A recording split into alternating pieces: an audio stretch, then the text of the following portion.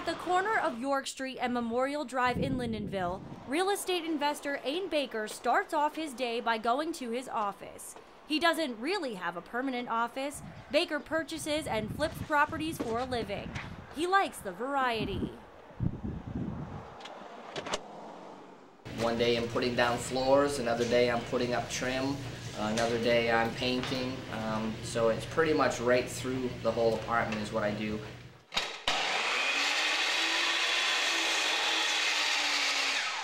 After powering up the tools, cutting pieces of wood, and nailing everything flush,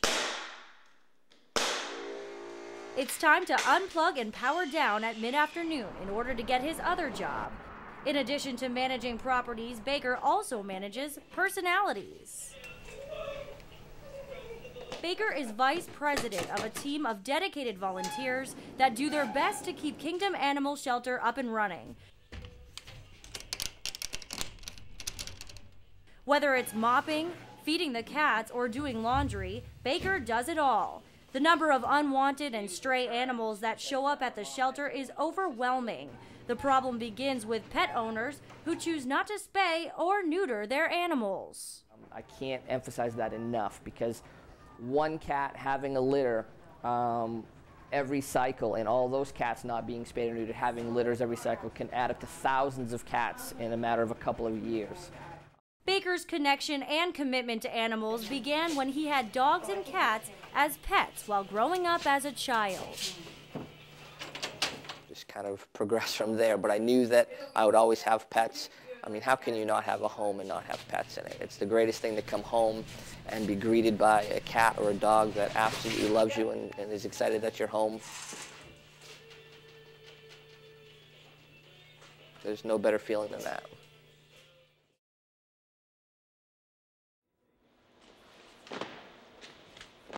The Norwich Silent Drill Team did its part in celebration of welcoming home local soldiers.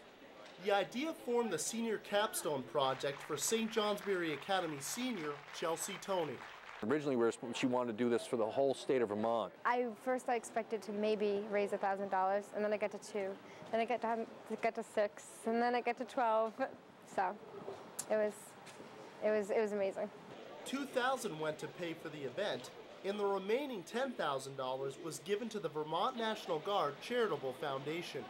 I wanted to donate most of the money I raised to the Charitable Foundation, which helps out all the soldiers and families in Vermont. Help with financial troubles such as a leaky roof, broken hot water heaters, or even financial assistance. Toney says her inspiration for the event came from St. Johnsbury native 2nd Lieutenant Joey Fortin, who was killed in combat operations in Iraq in August of 2009.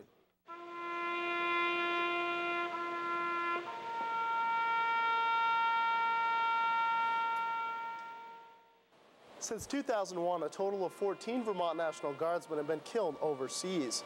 In their latest deployment to Bagram Airfield in Afghanistan, 1,500 Vermonters provided security and patrols for the airbase. When I was in Afghanistan, we were at Task Force Morgan, and we were a security force for Bagram Air Force Base. We're about a mile, well, no, we're about an hour or so out from Bagram.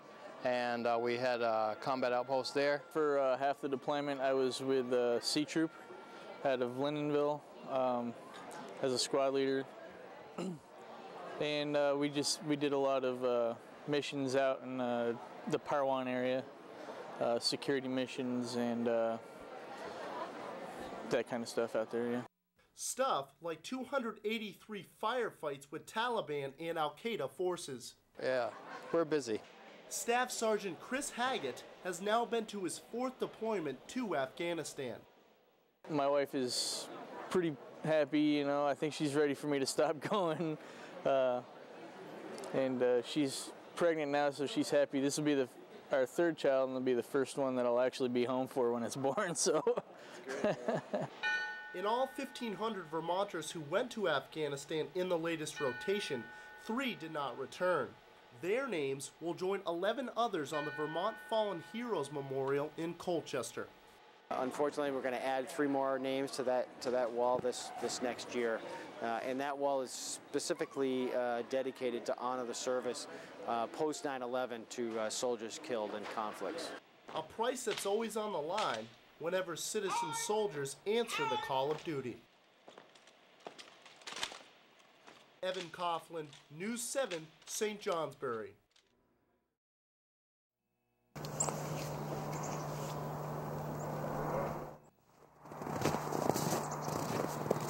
Well, of course, we had a sawmill and we logged for years. We just wanted to get into handling smaller pieces of wood. So we experimented with different things and went to craft shows, looked around, and we took an interest in bowls.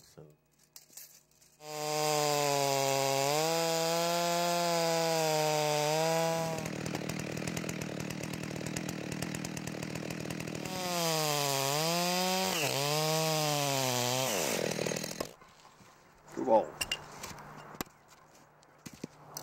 We can get about a 12-inch bowl out of that.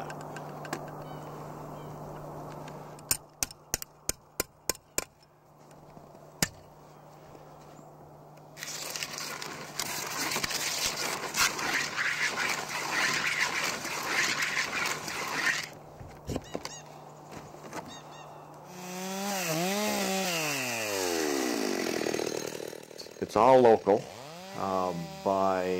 We had a sawmill so many years, and of course we logged, so we know all the loggers.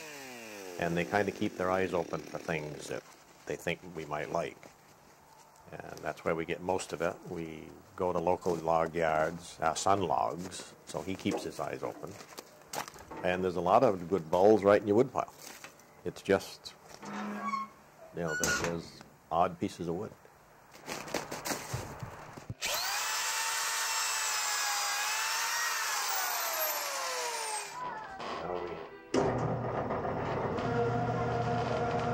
Put this on.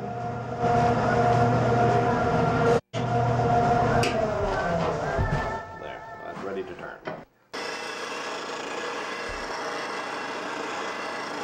We like cherry. I think any piece of cherry is pretty. Maple, yellow birch. The burls make really different looking bowls. They're pretty. They have a lot of different grains, but a good, simple cherry bowl is pretty. I think probably cherry is my favorite wood.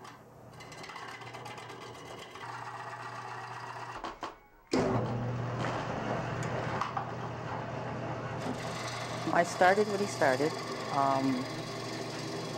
Wood was flying, tools were flying. I didn't go near a lathe for probably 2 months, but after we got the right equipment, and he did a lot of research, and we got to know how to do it right. I've been turning ever since. And after the end of the year, when the bowl's dry, we return it.